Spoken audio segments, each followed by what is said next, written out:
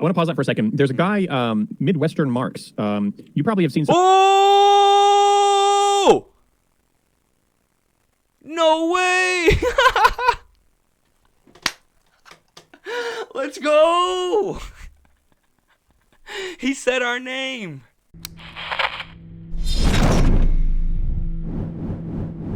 All right, I want to watch this. This is from Daniel Dumbrill, and he's talking with Brian Berlectic and Carl Za, who are really awesome. They know a lot about China, and they do a lot of these videos talking about China and breaking down various propaganda pieces about China, which is really important.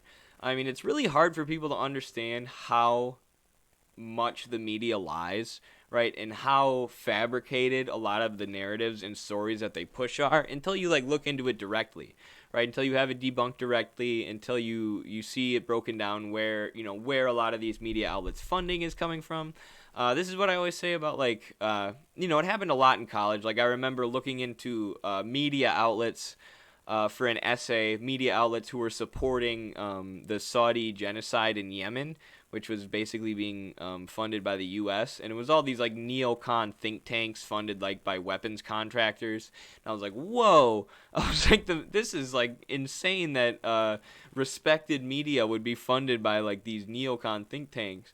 But then when I did my Venezuela thesis, I'm like, oh my gosh, even New York Times and Vox and all these liberal outlets that I thought were a little better are just telling blatant lies about this country that do not add up when you look at reports on the ground.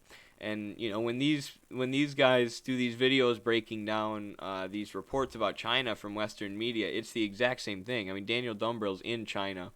Brian Berlectic's a former U.S. Marine, so he's worked within the U.S. State Department.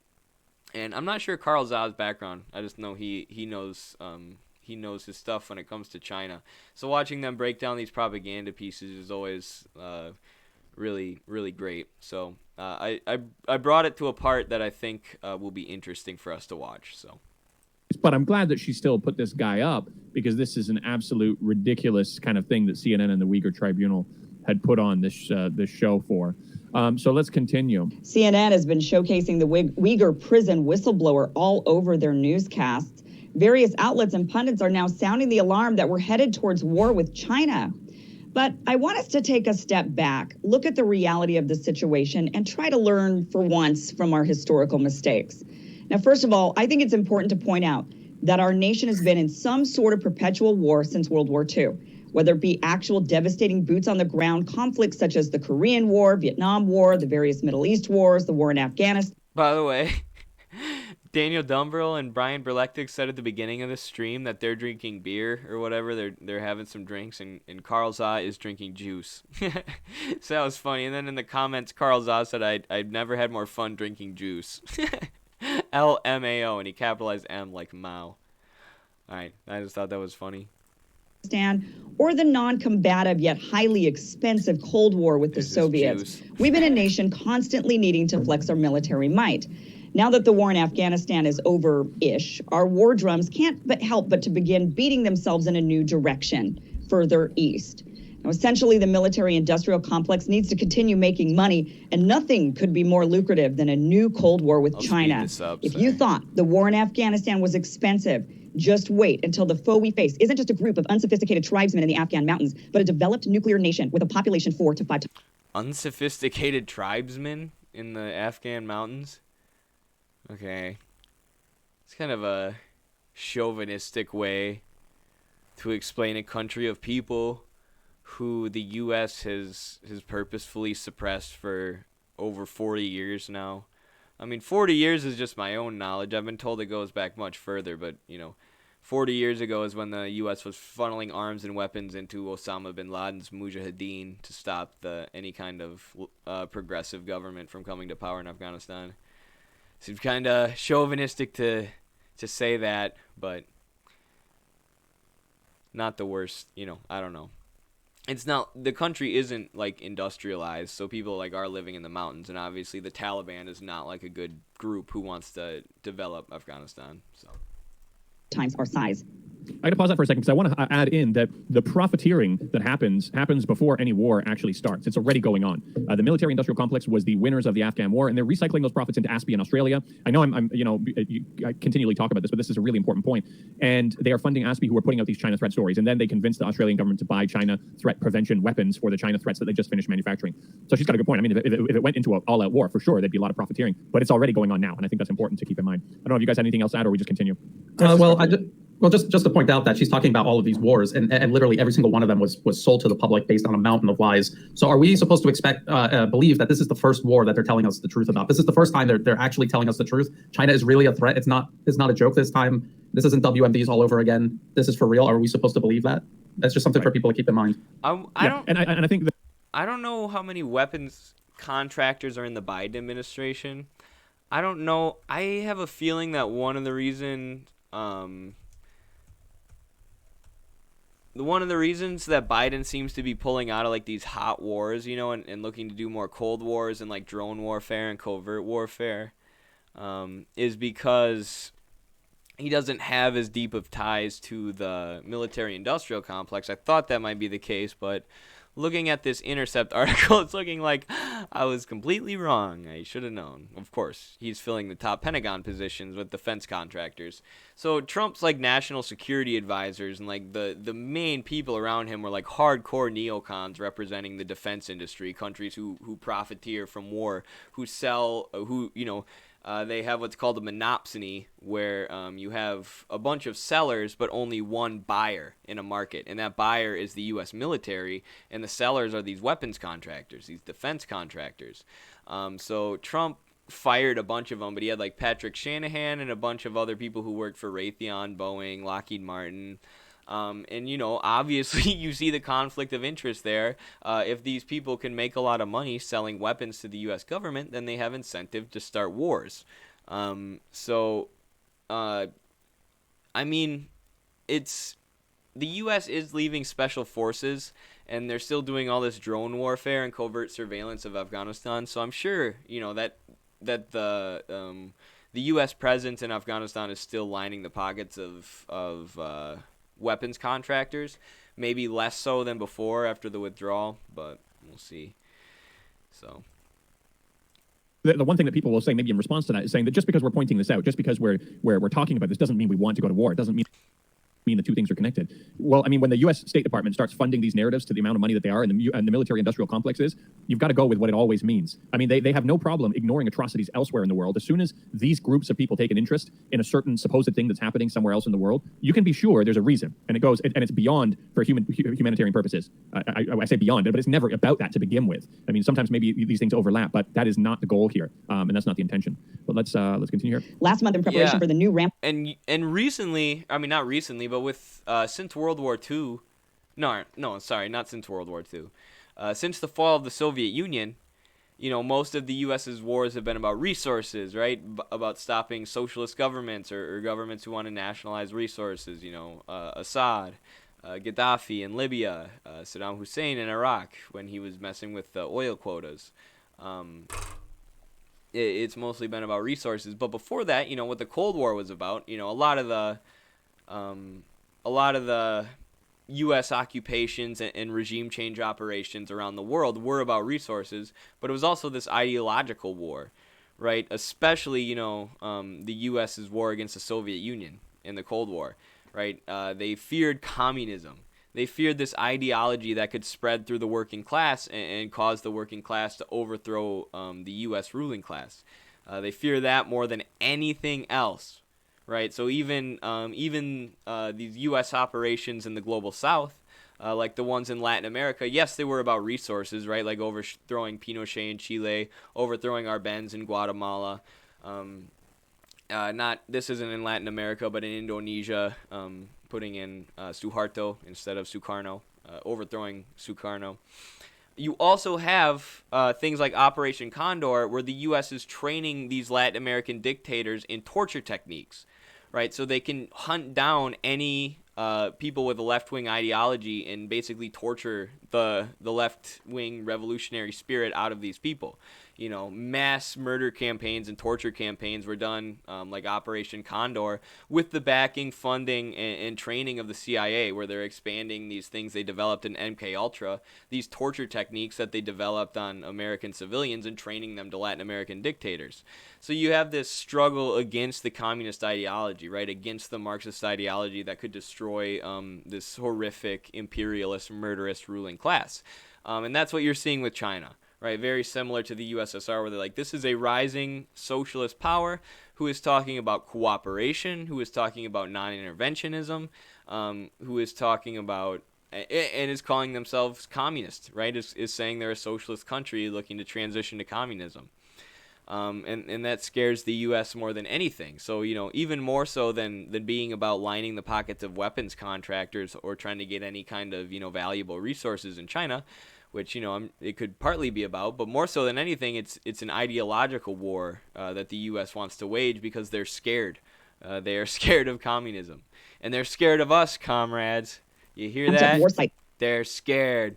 Set on China, the U.S. announced a new security pact with Australia and the U.K. called AUKUS. It's essentially a new NATO, but rather than counter Soviet expansion, the pact is meant to counter the influence of China in the Indo-Pacific region. Now remember, the U.S. is all the way over here on the other side of the globe. The U.K. is all the way in Europe, and Australia is way down under. And yet these three countries have now gotten together to ensure China doesn't have a growing influence in its own region. The U.S., U.K., and Australia have hundreds of military bases and outposts all around. And here's how the goals of U.S. foreign policy are shifting a little bit too.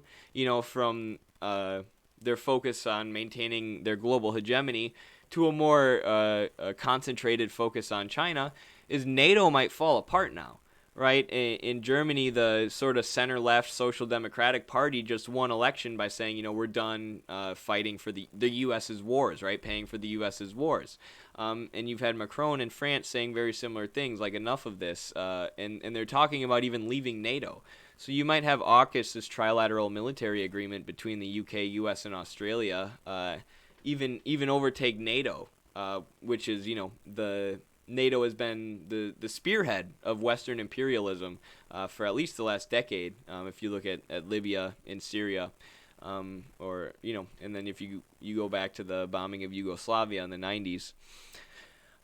So yeah, a huge change in imperialism to this ideological war against China, where they're trying to unite the West in a united hostility and aggression towards China, this country that's just eradicated relative poverty and is in zero wars and has, I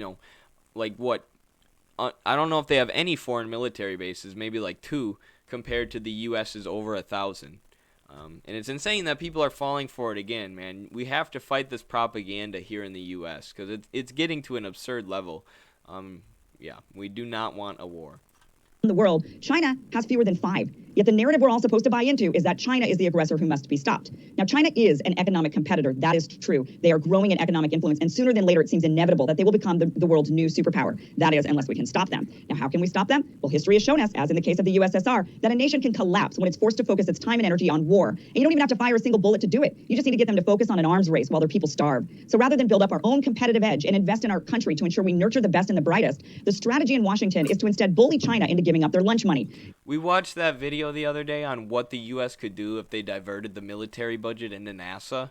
It was a second thought video, and it talks about the insane level of human development that could come about from that. What are some other things you could invest this $600 or $700 billion military budget in that would make a big difference?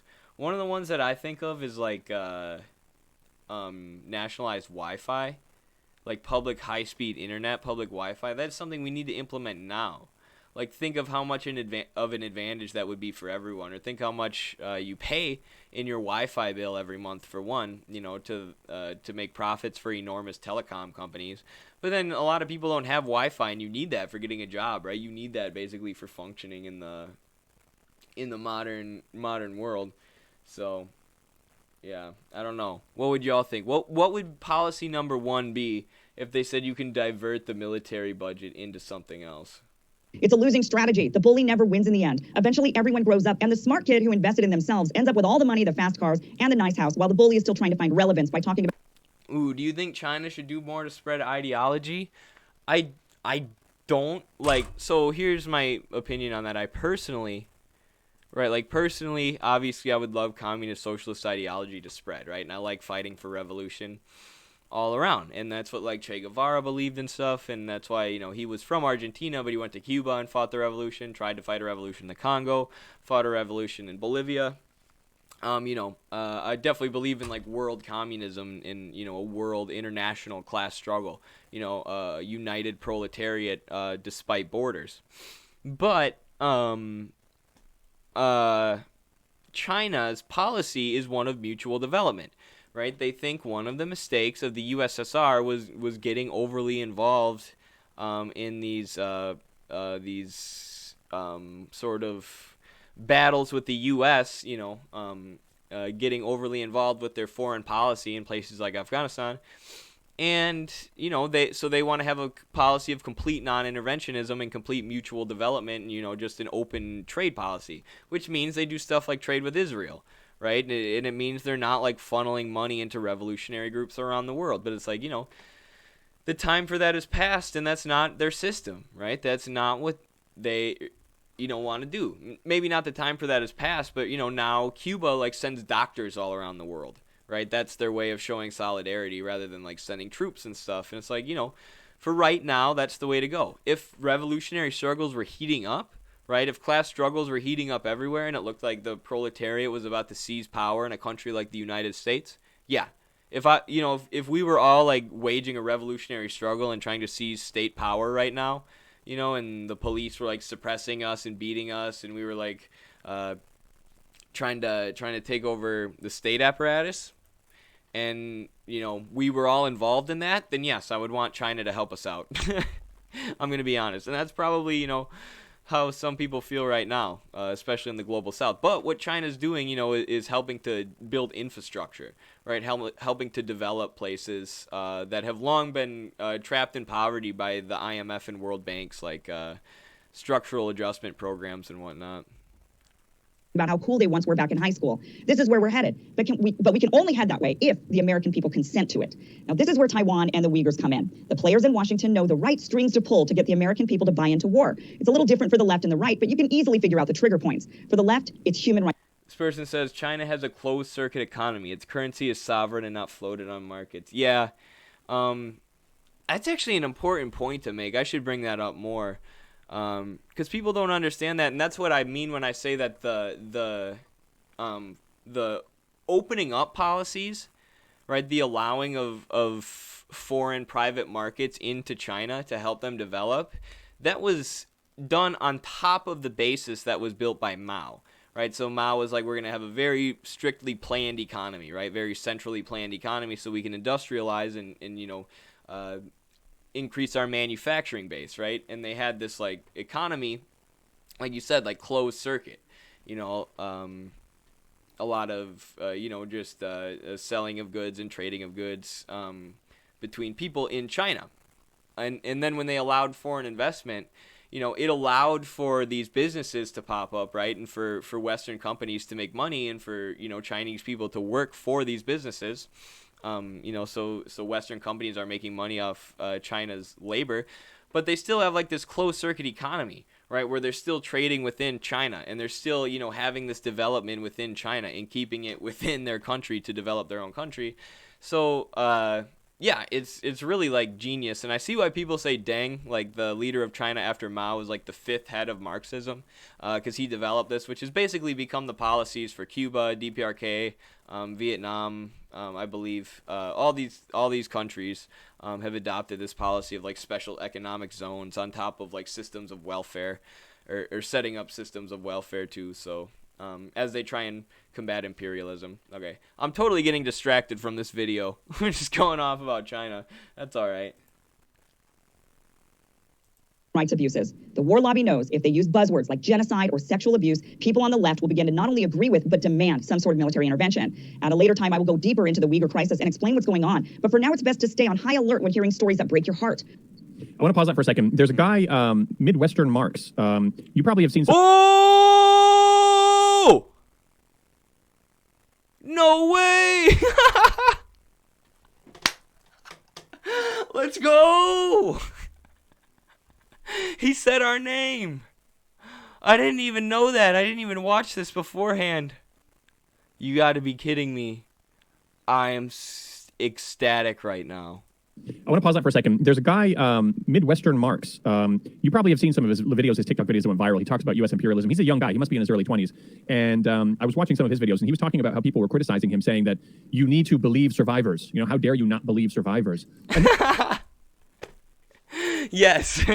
That was like the main criticism I was getting, was like, you don't believe survivors. People were trying to portray me as like a chauvinist. Like I was some kind of anti-feminist because I wasn't believing like the NED State Department backed spokespeople for this genocide narrative in China. And they're like, you need to believe survivors. That's an important thing, you know, as a leftist. And I'm like, what? Like, no, you need to believe evidence. But I wonder what Daniel Dumbrill is going to say, because we were talking on Twitter, and he said he had a good response to that argument. So yeah, we're going to see it now. These are people who have an appreciation that they've been lied to about WMD and these kinds of different human rights abuses before. So these people are saying, they're giving an open invitation to the U.S. State Department saying, listen, we're not going to be fooled by WMDs again, or Gulf of Tonkin. We'll be a little bit more suspicious about this stuff. But you feed us a story and you give us the buzzword genocide, we're going to take it for face value because we can't question survivors. That's our weak spot. That's our kryptonite. And so, if they're going to push this slide, they'll be like, okay, this is all I got to do. I got to put a story out there, add genocide, and I've got everybody on board because they're too afraid to question that. How dare somebody question genocide? I mean, we've got this catchphrase, never again, also. You're going to look like a real idiot if you question this. And another argument people were making, because I said exactly what he just said, right? I said, if you label anyone who questions any narrative of genocide, right, as a genocide denier and therefore someone who is a bad person and is wrong and shouldn't be listened to, you're saying that all you have to do is accuse a country of genocide and people automatically have to believe you, right? All you have to do is say, oh, there's a genocide going on, I'm a survivor, and people automatically have to believe you. And the reactions to that were insane. People who consider themselves socialists or consider themselves leftists were just like, I've seen people on the alt-right say this. I've seen super, super far-right people say this. You are using alt-right rhetoric. And I'm like, what? Just because it sounds like something you don't like doesn't mean it isn't true, right? And that is what's happening, and that's, what everybody who questions this narrative experiences, right? Is people accuse you of being a genocide denier. People accuse you of not believing survivors, and they don't, go into the evidence. They don't talk about the details of what you're critiquing, and they don't talk about what people like Daniel Dumbrill actually report on, the work they actually do. They'll just say, you're a CCP shill who doesn't believe survivors and a genocide denier. It's like, those are just labels, right? Those have nothing to do with Xinjiang, China, their history, the history of terrorism, what these anti-terrorism programs actually are, the increased surveillance in Xinjiang, and how there's accusations of genocide being pushed by the West and being pushed by outlets like the NED, which is an arm of the U.S. State Department. There's no evidence for these accusations of genocide. People don't want to engage in that conversation. It's just, you're a CCP shill. You get 20 social credit points for praising China. It's like, you don't even know what the social credit program is. No, it's completely false. I think the way that she's presented this so far has been really, really well presented. I don't know if you... And then people are also like, this is the same as people who deny the Holocaust. So many people said that to me when I was questioning the narrative in Xinjiang, and I'm like, I don't deny the Holocaust. There is massive evidence that the Holocaust happened. It's undeniable that the Holocaust happened if you're looking at history honestly, right? And it was something that I believe for the vast majority of communists at the time fought against and opposed, which is awesome, and so to say, because we're questioning a narrative like this, where they're using like satellite images from Google Earth, the Uyghur Tribunal is literally saying we're getting our evidence from Google Earth, when just less than 30 years ago, the U.S. bombed Iraq to a pre-industrial state in the Iraq War, using faked satellite images, which they showed Saudi Arabian leadership to get the go-ahead to drop these bombs in Iraq. This was less than 30 years ago, and now they're doing the same thing. They're trying to use fake satellite images to make people think there's a genocide going on, and, you're still not allowed to be skeptical of it without getting called alt-right. So yeah, crazy. You guys have any further thoughts before I continue? Well, I mean, yeah, they're saying that the China problem in quotation marks because it's not a real problem. Someone in the chat goes, a good old rule of thumb is to only deny fake genocides. That is always a good rule to stick by. The genocides that happened, you should say happened and were horrible. If genocides are being faked so that the U.S. can start a war, you should try and let people know without having them scream at you. It's a bigger country. They're developed. They should have a bigger economy than the U.S. It's just Of course, the U.S. was driven by women's rights in Afghanistan. Yes, Osama bin Laden's Mujahideen were champions of women's rights. So that's what the U.S. was going for when they sent them all those arms and money. sense. And then in order to knock them down a peg, you need to fight some sort of limited conflict. And so how do you justify doing that without admitting this is just imperialism? You have to make up some reason. So the Uyghurs in Taiwan, this is meant to play on the heartstrings and the emotions and the anger and in many ways the racism in Western society. And then they get their conflict. They get their containment policy. Right. It is, and there's nothing new. You know it's racism too. You know, you can measure that because during the war on terror, where the U.S. were acting as terrorists in the Middle East and in Arab countries and majority Muslim nations in West Asia. Sorry, I had to think about that one. You know, you had hate crimes increase domestically. You had hate crimes against Muslim people increase in the United States. So you know that the propaganda was preying on people's racism, right? And of course, 9/11 played into that massively. But now you're seeing a very similar thing with China. You know, as the U.S. is cooking up this Cold War with China, you're seeing an increase in hate crimes here in the U.S. So you know they're playing on people's racism and xenophobia. They are absolutely preying on people's xenophobic tendencies. You can see that. I think it's fairly obvious. The so-called humanitarian intervention that started with Yugoslavia, Libya, Syria. It's always the same story. There's always a human. They give us some human, quote unquote, human stories of some suffering little girls, you know, asking for cruise missiles raining down their city, basically to save them. It's always the same. But this we countless stories have been debunked about Libya, about Syria. But we're being told this time is different when it comes to China. Yeah, I mean, essentially, it's the same playbook, just with different catchwords. That's exactly it. So let's continue from here. We are about a quarter way through. Are they entirely true, or is someone trying to get you to? It's the same playbook. The only thing I'll say about that, because I wrote a journal essay in 2021, I believe. Yeah, at the beginning of 2021, about the playbook of U.S. imperialism. Actually, I called it the toolbox of U.S. imperialism. But I use the word playbook a lot because, you know, they do the same playbook a lot. You know, and they change it a little bit, though. And I think because one of the tools that I wrote about in the toolbox of U.S. imperialism was NATO.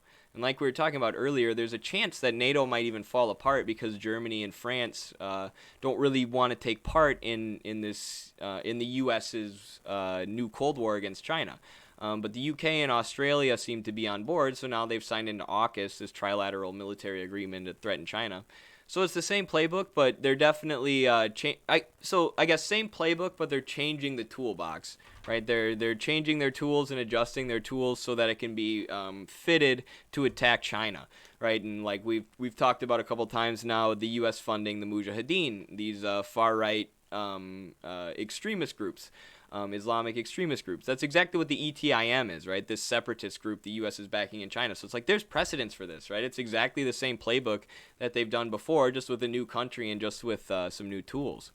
To pound your own war drum. There are definitely human rights abuses being committed in Chinese prisons. I have no doubt about that. I don't think there's a single prison in the world that isn't guilty of this. But to call what's happening to the Uyghurs genocide or ethnic cleansing is inaccurate. True.